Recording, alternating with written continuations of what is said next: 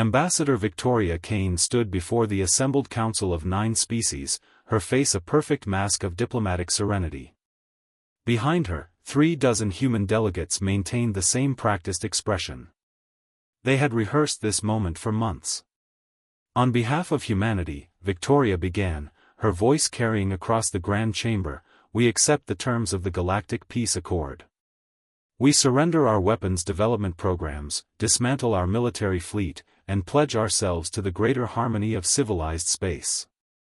The assembled aliens chittered, clicked, and hummed their approval. The Velcran matriarch, her 6 eyes gleaming with satisfaction, stepped forward. A wise choice, humans. Your species has much potential once you abandon your aggressive tendencies. Victoria smiled warmly and signed the treaty with a flourish. The holographic document pulsed with binding quantum encryption, theoretically unbreakable and enforced by every major power in the galaxy. Humanity was now officially declawed. What the aliens didn't see was the brief glance Victoria exchanged with Admiral James Rodriguez in the back row. What they didn't hear was the barely perceptible whisper through her subdermal communicator, Phase 1 complete. They bought it. The treaty signing had been humanity's idea from the start. 3 years earlier, when humanity had first made contact with galactic civilization, they'd been met with barely concealed hostility. Humans were too aggressive, too unpredictable, too dangerous. Every species remembered the Krell Horde, a warrior race that had nearly conquered the galaxy 2 millennia ago. Humans, they decided, had that same dangerous gleam in their eyes. The Council had presented humanity with an ultimatum: sign a restrictive treaty limiting their military capabilities or face preemptive containment. Blockade. Economic isolation. Possibly worse. General Patricia Morrison had called an emergency session of Earth's Unified Military Command. They're going to cage us, she'd said flatly. They're afraid of what we might become. So we become what they expect, Victoria had replied. We sign their treaty, dismantle what they can see, and use their complacency against them. It had taken careful planning. Humanity had to appear genuinely neutered while secretly maintaining their edge. Research facilities were shut down and converted to civilian purposes, with weapons research continuing in shielded sublevels. Military shipyards were dismantled and rebuilt in the outer solar system where alien inspectors rarely ventured. Soldiers were demobilized into reserve units that could be recalled within hours. Now, as Victoria shook appendages with various alien dignitaries, she felt the weight of Earth's greatest deception settling on her shoulders. The treaty was signed. The trap was set. Humanity would play the role of the domesticated species. Harmless. Compliant. Peaceful. Until the moment came when they needed to be anything but. Commander Rachel Torres floated through the skeletal framework of the UNS Vindication, humanity's newest warship. Around her, construction drones welded hull plating while engineers in EVA suits verified structural integrity. The shipyard, hidden in the shadow of Saturn's moon Titan, hummed with activity. She's beautiful, Rachel murmured, running a gloved hand along the reinforced armor plating. She's illegal, Captain Marcus Webb replied, pulling himself alongside her. 6 treaty violations just in the main gun assembly alone. Rachel grinned beneath her helmet. Only if they find her. The shipyard, designated as Colonial Manufacturing Station 47 in official records, supposedly produced mining equipment and habitat modules for the outer colonies.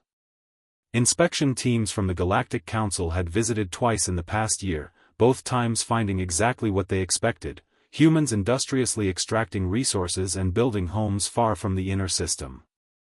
What they hadn't seen were the massive blast doors concealing the military construction bays. They hadn't detected the quantum-shielded reactor cores that would power humanity's new fleet. They hadn't noticed that the mining equipment being assembled could easily be retrofitted into mass drivers and particle beam cannons. How many ships are operational? Rachel asked as they drifted toward the command center. 19 destroyers, 7 cruisers, and 3 carriers, Marcus replied. Another 43 hulls in various stages of completion. At current production rates, we'll have a full battle fleet within 18 months. Inside the command center, holographic displays showed the disposition of human forces throughout the solar system. Red markers indicated compliant facilities visible to alien oversight. Blue markers showed the hidden military infrastructure. The blue markers outnumbered the red 3-1. Admiral Rodriguez's face appeared on the main view screen, transmitted via quantum-encrypted channel from Earth. Commander Torres, status report. The Vindication will be ready for trials in 6 weeks, sir. All systems are ahead of schedule. Good. We're accelerating the timeline. Rodriguez's expression was grave. Intelligence suggests the Council is planning something. Their survey ships have been probing the Kuiper belt more frequently. They're looking for something. Marcus straightened. Do they suspect? Unknown. But we can't risk exposure before we're ready. Rodriguez leaned forward. I'm authorizing Operation Phantom Fleet. Every hidden shipyard goes to maximum production. I want 100 warships ready within the year. Rachel felt her pulse quicken. 100 ships. It was an enormous gamble. That level of resource diversion would be harder to conceal. Supply chains would strain. Questions would be asked. But if war was coming, humanity needed to be ready. We'll need more personnel, she said. The reserve crews we've been training won't be enough. Already handled, Rodriguez replied. We're pulling people from the civilian colonies. As far as the Council knows, there's been a surge in interest in outer system settlement. In reality, we're concentrating our military-age population where we need them most. The Admiral paused, his weathered face reflecting years of carrying humanity's greatest secret. The peace treaty was always temporary. We knew that when we signed it. The question was never if we'd need these ships, it was when. Rachel looked out the viewport at the growing fleet. Humanity's hidden sword, forged in darkness and deception. When the time comes, she said quietly, they're going to regret underestimating us. Velcrin observer Zixtal reviewed the sensor data for the 3rd time, his anterior eyes narrowing with concern. The anomalies were subtle, fluctuations in power consumption, irregular cargo manifests, unexplained gravitational distortions near Titan, but they formed a troubling pattern. This cannot be correct, he muttered, his translator rendering his clicks into standard galactic. Either the humans are violating basic physics, or... He didn't finish the thought. Instead, he compiled his findings and transmitted them directly to the Council headquarters on Vaxis Prime. This was beyond his authority to handle. Within hours, he found himself in a secure conference chamber facing 3 members of the Council's Security Directorate. The Velcrin matriarch herself attended via hologram, her expression unreadable. Explain your concerns, observer, she commanded. Zixtal projected his data. The human colony on Titan officially houses 40,000 civilians engaged in ice mining and hydrocarbon extraction. However, their power consumption matches a facility 10 times that size. Their cargo shipments indicate industrial-scale manufacturing far beyond stated capacity. And these gravitational readings, he highlighted several graphs, suggest massive structures that don't appear on any registered construction permits. The Directorate members exchanged glances. A Threxian security chief, his crystalline body refracting the chamber's light, spoke first. We've maintained oversight protocols since the treaty signing. The humans have been compliant. On the surface, Zixtal countered. But what if they've been deceiving us from the beginning? The matriarch's image leaned forward. You're suggesting the humans signed the treaty in bad faith? That they've been building military assets in secret? I'm suggesting we investigate more thoroughly. A heated debate erupted. Some argued that humans were simply inefficient and the discrepancies were bureaucratic errors. Others insisted that humanity had earned their distrust through historical aggression. The matriarch eventually raised a manipulator appendage for silence. We will conduct an unannounced inspection of Titan Station. If Observer Zixtal is correct, we will find evidence of treaty violations. If not, we will have waste valuable resources chasing shadows. She fixed her eyes on Zixtal. You will lead the inspection team. Depart immediately. 2 days later, Zixtal's inspection cruiser emerged from hyperspace near Saturn. The humans, as always, responded promptly to hailing frequencies. Welcome, Observer Zixtal, said the voice of Governor Elena Martinez. We weren't expecting visitors. Is this a scheduled inspection? It is not.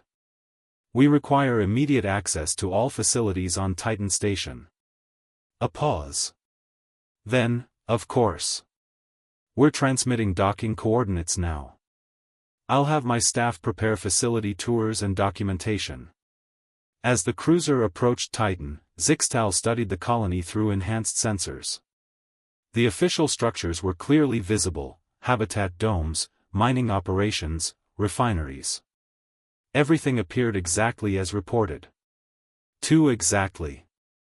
Activate deep penetration scanning, he ordered his technical team. Full spectrum analysis. I want to know what's beneath those ice fields. The lead technician worked in silence for several minutes before looking up, confusion evident in her body language. Observer, I'm detecting massive quantum shielding signatures. Multiple locations. Whatever's down there, they're using military-grade concealment technology. Zixtal felt a chill run through his thorax. Military-grade shielding violated 3 separate treaty provisions. Alert the matriarch, he said quietly. Tell her we found something. Tell her the humans have been lying to us all along. Victoria Kane received the emergency transmission in the middle of the night. She sat up in bed, instantly awake, and activated the secure channel. Admiral Rodriguez's face appeared, grim and urgent. They know. A council inspection team detected the shielding around Titan Station. They're calling for an emergency session. Victoria's mind raced. How long do we have? 72 hours before the full council convenes. After that, they'll likely issue an ultimatum: complete disclosure or face military action. She stood, already moving toward her secure terminal. We're not ready for open conflict. The fleet's only half built. I'm aware. That's why we need to buy time. Rodriguez paused. Or we accelerate the timeline and strike first. Victoria froze. You're talking about starting a war. I'm talking about surviving one. They were always going to move against us eventually. We knew that. The treaty was a stopgap, nothing more. His expression hardened. If they marshal their full forces before we're ready, Earth becomes a target. Every human world becomes a target. Victoria activated multiple screens, reviewing military dispositions and intelligence reports. The numbers were sobering. Even with their hidden fleet, humanity was outnumbered 15 to 1. The Council commanded resources spanning hundreds of worlds. Humanity had one system, barely colonized beyond Mars. But humanity also had something the aliens didn't: 3 years of preparation for exactly this moment. We have assets in place, she said slowly. Contingency plans. Things we set in motion the day we signed that damn treaty. I'm listening. Victoria pulled up classified files, her security clearance unlocking layers of information even most government officials didn't know existed. Operation Broken Arrow. We've been positioning quantum disruption mines at key hyperspace junctions throughout Council space. They're dormant, virtually undetectable, waiting for activation codes. Rodriguez's eyebrows rose. How many? 247. If activated simultaneously, they'd cripple faster than light travel across a third of Council territory. Supply lines would collapse. Their fleet would be fragmented, unable to coordinate. That's remarkably aggressive for a peace-building operation. We learned from history, Admiral. Humans have been invaded before. We've been conquered, colonized, enslaved. Never again. She brought up another file.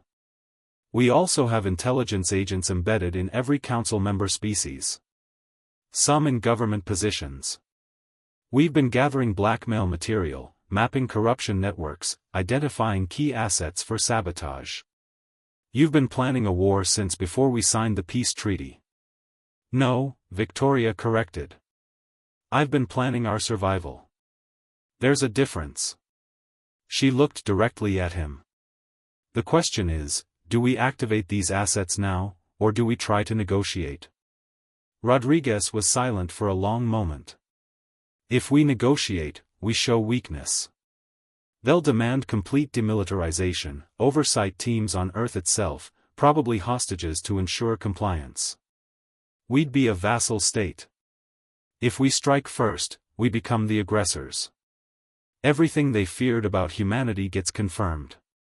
Even if we win, we'll be pariahs in galactic society. We're already pariahs. They just kept us around because they thought we were neutered. Victoria made her decision. We do both. I go to the council session and negotiate for time. Make them believe we're compliant, that the Titan station shielding was a misunderstanding. Meanwhile, you position the fleet for rapid deployment. If negotiations fail, we hit them before they can mobilize. And the disruption mines? Stage them for activation. But we don't trigger them unless there's no other choice. That's our doomsday option. Rodriguez nodded slowly. You realize this changes everything. Once we show our hand, there's no going back. We lost the option of going back 3 years ago, when we lied to their faces and signed that treaty. Victoria's expression was steel. Now we see if our deception was clever enough to save us. The council chamber on Vaxis Prime was designed to intimidate. Massive columns stretched toward a vaulted ceiling where holographic stars represented each member species. Victoria stood alone in the center of the amphitheater, surrounded by hundreds of alien representatives, all watching her with expressions ranging from suspicion to outright hostility. The Velcran matriarch spoke first, her voice amplified to echo through the chamber. Ambassador Kane. We have evidence that humanity has violated the peace accord. Military-grade quantum shielding at Titan Station. Unexplained power consumption. Irregular manufacturing output. She leaned forward. Explain. Victoria kept her voice steady, projecting calm confidence. The shielding is for radiation protection. Titan's environment requires additional safeguards for human workers. As for power consumption and manufacturing, we've been expanding our colonial infrastructure more rapidly than initial projections indicated. You expect us to believe this? A Threxian delegate rose, his crystalline form refracting angry red light. We've analyzed the energy signatures. That's military shielding. The same technology used to hide warships. It's adaptive shielding technology, Victoria replied smoothly. Yes, it has military applications. It also has civilian ones. We didn't realize using such technology would violate treaty terms, which specify weapon systems, not general safety equipment. Murmurs rippled through the chamber. She was giving them an out, a way to interpret the situation that didn't require immediate military response. Some delegates looked uncertain. But observer Zixtal wasn't finished. Ambassador, I've compiled additional evidence. Your species has been drawing resources from asteroid mining operations at rates inconsistent with declared civilian needs. Your reserve military training programs have expanded significantly. And we've detected encrypted communications using quantum channels that shouldn't exist if you've truly demilitarized. Victoria met his gaze steadily. We're a growing civilization, observer. We need resources. As for reserve training and secure communications, the treaty allows us to maintain defensive capabilities. We've never claimed to be helpless, only to have abandoned aggressive military expansion. Semantics, the matriarch hissed. You play word games while hiding the truth. I'm telling you exactly what you want to hear is the truth, Victoria replied, allowing a hint of steel into her voice. But if you're determined to see conspiracy, no explanation will satisfy you. A dangerous moment hung in the air. Then Ambassador Kelvin of the Auroran Collective, one of the more moderate voices, spoke. Perhaps we should conduct a comprehensive inspection. Full access to all human facilities, including those in the outer system. If humanity has nothing to hide, they should welcome transparency. Victoria calculated rapidly. A full inspection would expose everything, the shipyards, the weapons stockpiles, the hidden military infrastructure. But refusing would confirm their worst suspicions. We would welcome such an inspection, she said, making her choice. However, we request reasonable notice. Our outer system facilities are working installations with complex operations. We'll need time to ensure inspector safety and coordinate access without disrupting critical systems. Say, 6 months. 6 weeks, the matriarch countered. 3 months, Victoria responded. And in exchange, humanity requests council membership. If we're to be held to the highest standards of transparency, we deserve full representation in galactic affairs. The chamber erupted in argument. Some species adamantly opposed human membership. Others saw it as a reasonable compromise. The debate raged for hours. Finally, the matriarch called for order. We will vote. Humanity will be granted 3 months to prepare for comprehensive inspection. If they pass, we will consider their petition for council membership. If they fail, we will impose military oversight of Earth and all human colonies. All in favor? The vote was close, but it passed. As Victoria left the chamber, she activated her encrypted comm. Admiral, we have 3 months. Make them count. Rodriguez's reply was immediate. Already moving. Every shipyard is going to maximum production. We'll have 100 ships ready, or we'll die trying. Victoria boarded her shuttle, feeling the weight of what she'd just done. She'd bought humanity time, 3 months to prepare for either inspection or war. Either way, the deception couldn't last much longer.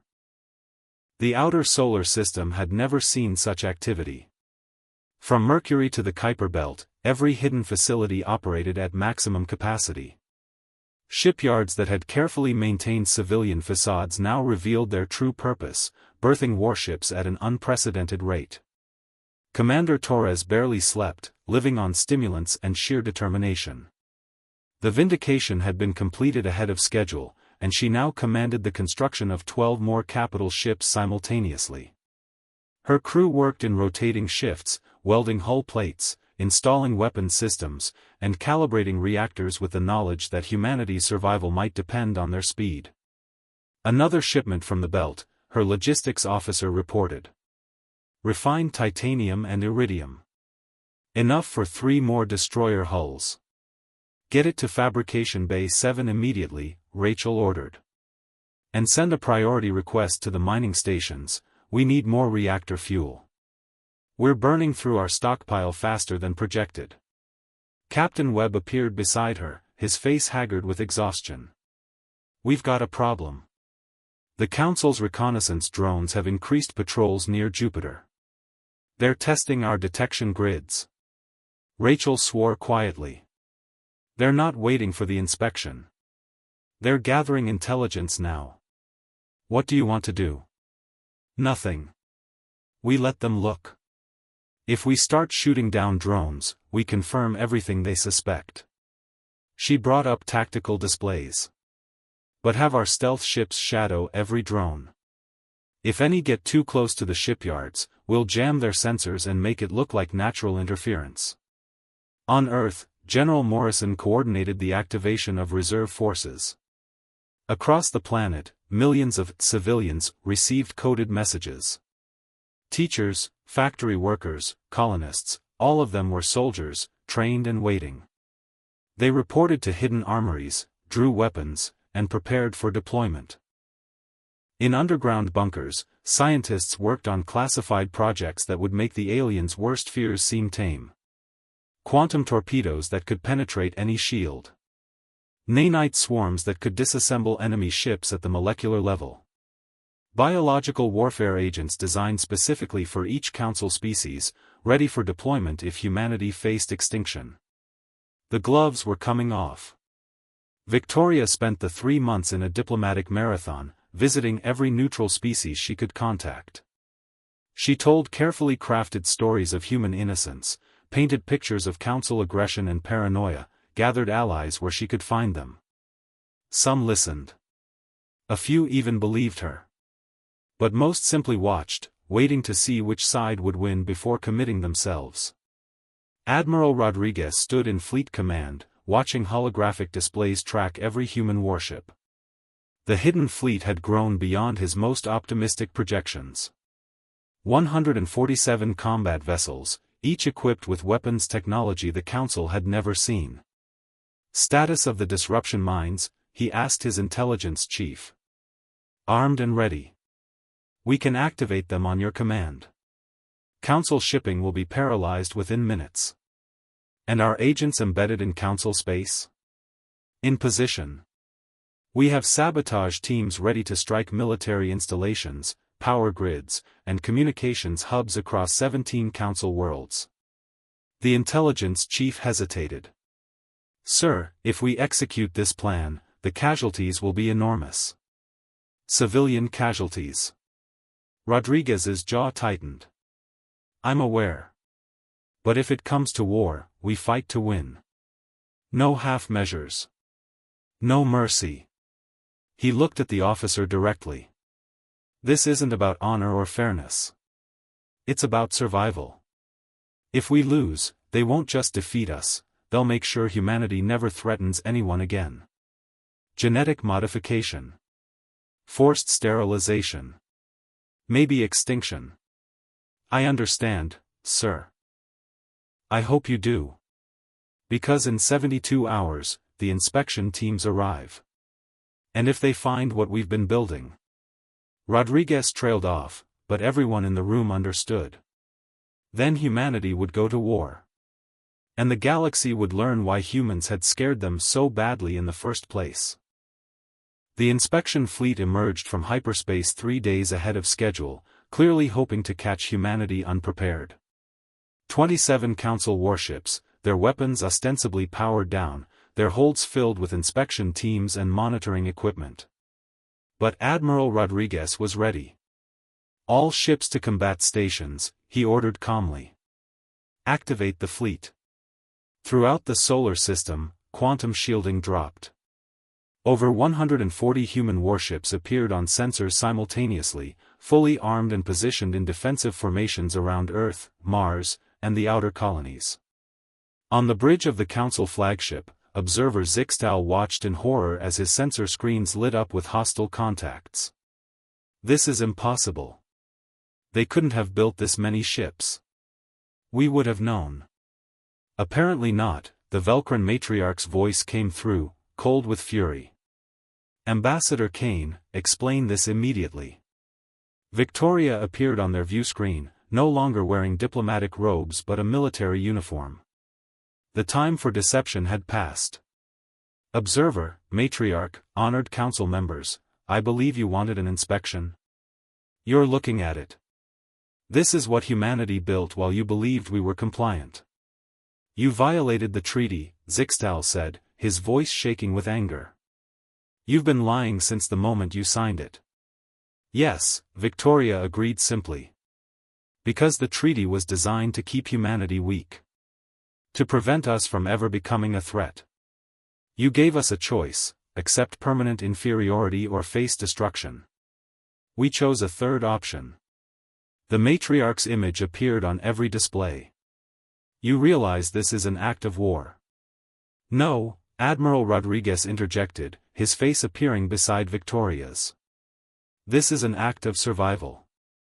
You threatened us with containment, possibly extermination, simply because we reminded you of an ancient enemy. You never gave us a chance to prove ourselves. You judged us guilty before we'd committed any crime. And now you've confirmed our fears," the matriarch hissed. "You've proven you can't be trusted." "We've proven we won't be caged," Victoria corrected. "There's a difference." She straightened. "But we're not here to start a war. We're here to ensure you understand the new reality. Humanity has teeth. We're not helpless. Any attempt to impose your will on us by force will cost you dearly." Zixtal studied the tactical display. The human fleet was impressive, but still outnumbered. "You cannot win against the full might of the Council." "Probably not," Rodriguez admitted. "But we can make victory so expensive you'll regret it. Our disruption mines are positioned at every major hyperspace junction in Council space. If you attack Earth, your faster-than-light travel network collapses. We have agents on 17 Council worlds ready to sabotage critical infrastructure. We have weapons you've never seen before." He paused. "And if you somehow manage to destroy us, we've arranged for every detail of this confrontation to be broadcast to every independent species in the galaxy. You'll be remembered as the civilization that committed genocide because you were afraid." The communication channel fell silent. The inspection fleet held position, weapons still powered down but clearly on high alert. The human fleet waited, equally ready. Finally, Ambassador Kelvin of the Auroran Collective spoke, his voice careful. "What do you want?" "What we've always wanted," Victoria said. "Equal treatment. A seat at the table, not a leash around our neck. We'll submit to reasonable arms limitations if, and only if, every other species does the same. We'll accept monitoring if it's mutual. We'll participate in galactic civilization as partners, not subjects." "You're in no position to dictate terms," the matriarch said. "Neither are you," Rodriguez replied. "Mutual destruction isn't in anyone's interest. So we propose a new treaty. One based on actual peace, not fear. One that treats humanity as equals." Hours of tense negotiation followed. The Council was divided. Some wanted to call humanity's bluff and attack immediately. Others recognized that even victory would be Pyrrhic. The moderate voices, led by Ambassador Kelvin, argued for compromise. In the end, pragmatism won. The new treaty was signed aboard a neutral station. Humanity would maintain a fleet proportional to their population. Council observers would monitor human military facilities, but humans would observe Council facilities in return. Most importantly, Earth received provisional Council membership with a path to full membership within 10 years. As Victoria signed the document, she met the matriarch's multiple eyes. "We could have been friends from the beginning. You made us enemies by treating us as threats." "Perhaps," the matriarch acknowledged. "Or perhaps you would have become the threat we feared regardless. We may never know." "No," Victoria agreed. "But at least now we'll face the future as equals." The inspection fleet departed. The human fleet powered down weapons but remained visible, a permanent reminder of humanity's capability. On Earth, people celebrated in the streets. Humanity had faced down galactic civilization and won, not through war, but through the willingness to fight one. The peace treaty had been a lie, but it had bought them the time they needed to ensure their freedom. Admiral Rodriguez stood before a window in Fleet Command, watching Earth turn below. General Morrison joined him. "We pulled it off," she said quietly. "They actually believed we were harmless." "They believed what they wanted to believe," Rodriguez replied. "People always do. They saw primitive humans eager for acceptance. They didn't see us planning for the day their fear would overcome their principles." "Do you think this peace will last?" Rodriguez considered. "Maybe. Or maybe in 50 years, we'll be having this conversation again. But next time, we won't be caught unprepared. Humanity's learned its lesson. What lesson is that? That in a dangerous galaxy, peace is maintained not through trust, but through the certainty that war would cost too much. He smiled grimly. They wanted us harmless. Instead, they taught us to be dangerous enough that harming us wasn't worth the price. Very human of them, Morrison observed. Very human of us, Rodriguez corrected. We've always been good at surviving. Today, we proved we're good at it on a galactic scale. On distant Vaxis Prime, observer Zixtal compiled his final report on humanity. His conclusion was brief: the humans are not what they pretend to be. They are cunning, dangerous, and utterly committed to their survival. The Council's initial assessment was correct: they are indeed similar to the ancient Krell horde. The difference is that we caught the Krell too late. We caught the humans early enough to force a détente. Whether that was wisdom or merely postponing the inevitable, only time will tell. He encrypted the report, marked it for the highest security clearance, and filed it away. In the archives, it would sit beside thousands of similar reports about thousands of other species, all dangerous in their own ways, all navigating the complex politics of galactic civilization. But Zixtal suspected that humanity's report would be referenced more often than most. They had done something remarkable: they had lied to the faces of the galaxy's most powerful civilizations, built a secret military fleet, and forced a renegotiation of their status through the credible threat of mutually assured destruction. And they had done it all within 3 years. The galaxy had underestimated humanity. Observer Zixtal had a feeling they wouldn't make that mistake again.